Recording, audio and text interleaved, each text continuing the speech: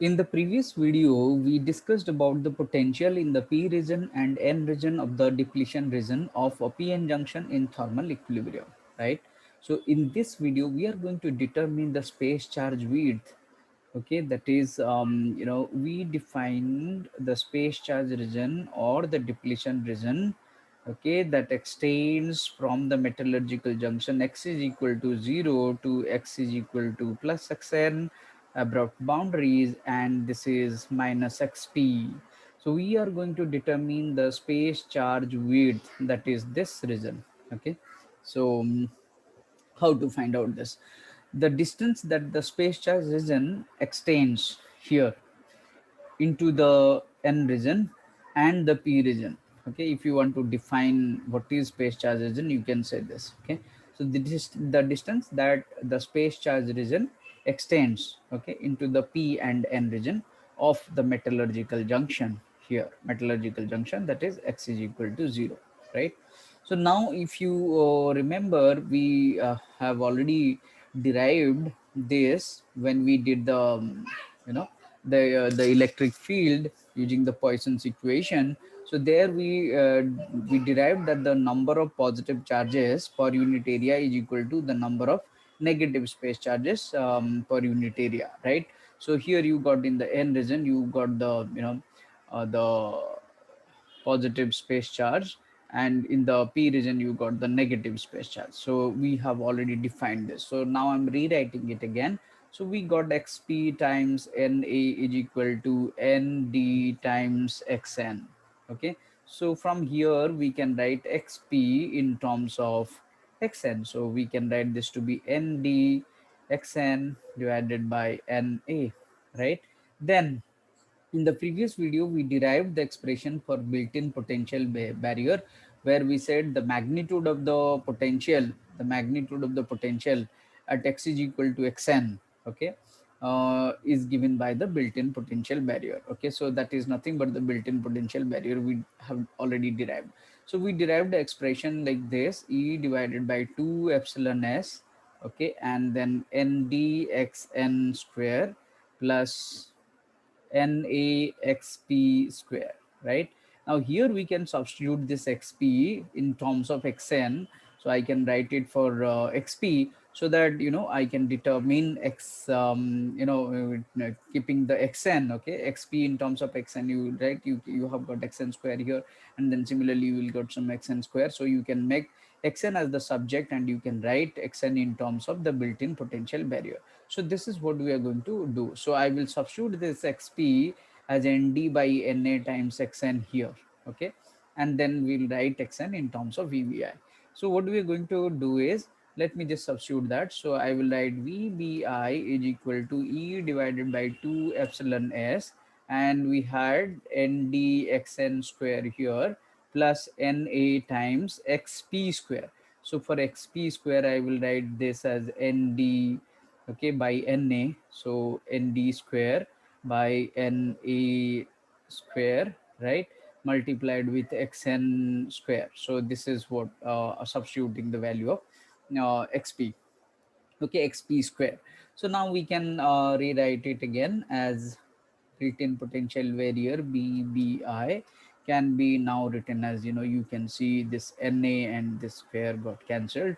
So after this we can write e divided by 2 epsilon s, okay, we have this nd and xn square, you can see this nd xn square can be taken common here, you got nd over here, nd square and xn square as well.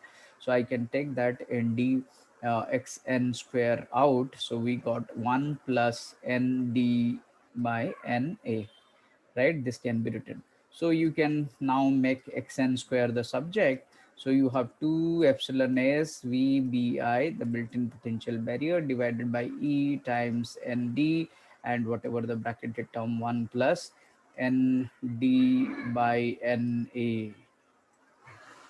Okay, so this is what we got, and then we can further simplify it in this way: 2 epsilon s vbi divided by e, and this is na by nd, and 1 divided by this is Na plus Nd. This is, just to write this way. Okay, so you can write Xn taking the square root of this. So Xn will be square root of this whole thing, 2 epsilon s Vbi divided by E, and then Na by Nd. Okay, and then you have 1 divided by Na plus Nd over here to the, this is Nd to the power 1 by 2. Okay, so we got this Xn. So Xn we determined in terms of Vbi. This is simple, just rearrangement of the equation, something else. Similarly, you can write it for xp. Okay, simply start with, like, the same xp na is equal to nd xn, and then you make xn as, you write xn as xp na divided by nd, and then you substitute it in the built-in potential barrier again. Okay, for the value of xn square, and then rewrite and then make xp as the subject. So similarly, by following the same step, we can write xp is equal to, we can write 2 epsilon s vbi divided by e, and then we can write nd by na. Okay, and then 1 divided by na plus nd. Okay, so this, and then to the power 1 by 2.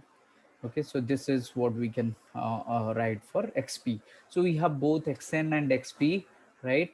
Xn and xp in terms of, as a function of built-in potential barrier. Right now substitute these values and write what is the space charge width. So the space charge width, if you write as w, this is our space charge width, then we can write this to be xn plus xp. So that gives you the total depletion width. Okay, so that can be written as, in both the expression you have 2 epsilon s vbi divided by e, and this 1 by na plus nd to the power 1 by 2 is common. So in both the expression, you can see here you got 2 epsilon s vbi here, and then 1 by na plus nd is there to the power 1 by 2. In the other also, you can see 2 epsilon s vbi here, and 1 by na plus nd is there. So we can take that common. Okay, and write whatever is remaining. So what is remaining here, we can write this to be, here we can write to be na to the power 1 by 2 divided by nd to the power 1 by 2. Okay, plus you have nd power half, because power half is there, divided by na to the power 1 by 2. So this will be there in the bracket. So okay, so now if we will write this way, further simplifying, 2 epsilon s vbi divided by e, 1 divided by na plus nd. Okay, this to the power 1 by 2, and this can be written as na plus nd, just adding this divided by nd na to the power 1 by 2. Okay, we can write this way. So finally we got the, we got the space charge with w as 2 epsilon s vbi divided by e. Okay, now you got this na nd to the power 1 by 2 over here, and you got na plus nd to the power 1 here. Okay, so finally we can write this to be what, na, this will be 1 by 2. If you'll just, now cancel this out, you will get a power 1 by 2 over here. So we can write this to be na plus nd divided by this nd by sorry, nd times na, which is there. So all these uh, variables to the power 1 by 2 is remain. So this is how we can write the space charge width. So the final expression, I'm just rewriting it again. So we got the space charge width as xn plus xp in the depletion region, which is now given by twice of epsilon s vbi divided by e, na plus nd divided by ndna to the power 1 by 2. So now you can see the space charge width we wrote as a function of vbi, epsilon s, the electric permittivity of the semiconductor, electronic charge e, and the doping profiles Na and D here and D Na here to the power 1 by 2. So this is the expression for space charge width in the depletion region. Stay tuned. Thank you for watching.